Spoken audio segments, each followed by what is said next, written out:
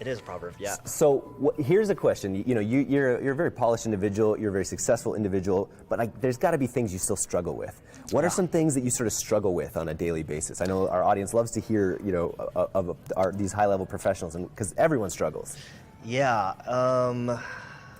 A few struggles I have right now is the first one for me is probably perfectionism. So I deal a lot with perfectionism. Like, for example, a lot of people have asked me why have I never released an online course. And the truth is perfectionism. Like, I'm worried about releasing something and it's not good enough because I spend a lot of time building up my reputation. I care a lot about my reputation, delivering quality, making sure people are happy. So there's been a lot of great ideas that I haven't pursued yet because I have all these really high standards. So I know this, I am working towards this, but it is something that I do struggle with a lot. The second one is, you know, whenever I have a great idea, I'm probably not taking action as fast as I can because the downfall of being a strategic thinker is you can overanalyze, you can overplan things. Yep. So with me, it's like, hey, let's do this. I will sit down. I'm like, oh, I start thinking, and I actually start overthinking. And then the third thing I'm struggling with is probably thinking bigger.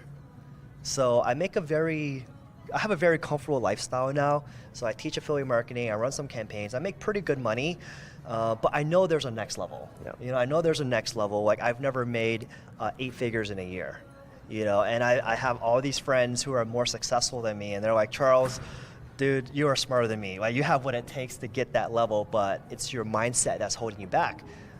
So for me, it's like I'm trying to break through that next level, and I think a big part of it is just because I have attachment to my current lifestyle. Like, I do like my life, it's very comfortable.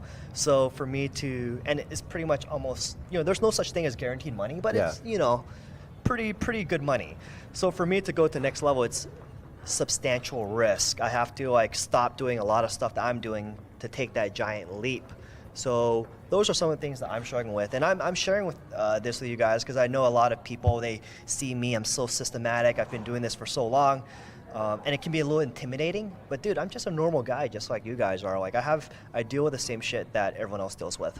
Do you ever deal with imposter syndrome? This is something I've been talking about with a lot of my guests, actually. It's something I face, and especially in the teaching space. You know, you even though you help a lot of people, you create content that people love, it's, you know, every time I get a message from people being like, oh, that really helped me, or I really like that, like, it's great to hear that. And you kind of need to hear it again and again because it's easy to forget that the level of expertise you might have. Is it something you've ever dealt with?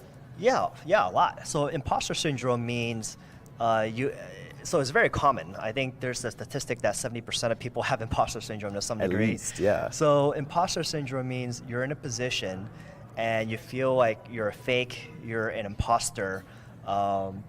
It fits with the fake it till you make it thing, I think, exactly. Right? And it's like, but not many people really feel like they've made it. You know what I mean? Because there's always that next level. Sure. So with me, I'm known as like, you know, a top guy in affiliate marketing. Like, people refer to me like the encyclopedia of affiliate marketing. So I'll have some guys that are like, Charles, man, blah, blah, blah, blah. And this guy is making like $50,000 a day in profit running campaigns, asking me for advice. Now, I've done that before, but I'm not, you know, exactly hitting that consistently on a normal level. So it's like, man, sometimes people ask me for advice where they're making more money than me and they're asking me for advice. And I'm like, you know, I do the best I can, but a lot of times it's like, dude, what they're doing is right. They just got to keep doing it. And I kind of feel like, well, what they needed from me is just because they respect me, they needed me to just give them a pat on the ass to let them know that they're in the right direction. But, you know, in my regards, because people have such high respect for me, they think like I'm fucking perfect. Like, they think I meditate every single morning. I do my morning routine every single morning. Like, dude, I didn't meditate this morning. You know, I'm not perfect. I tried last night, I failed, but we'll give a daily affirmation to the audience. You're good enough, you're smart enough, and God darn it, people like you. So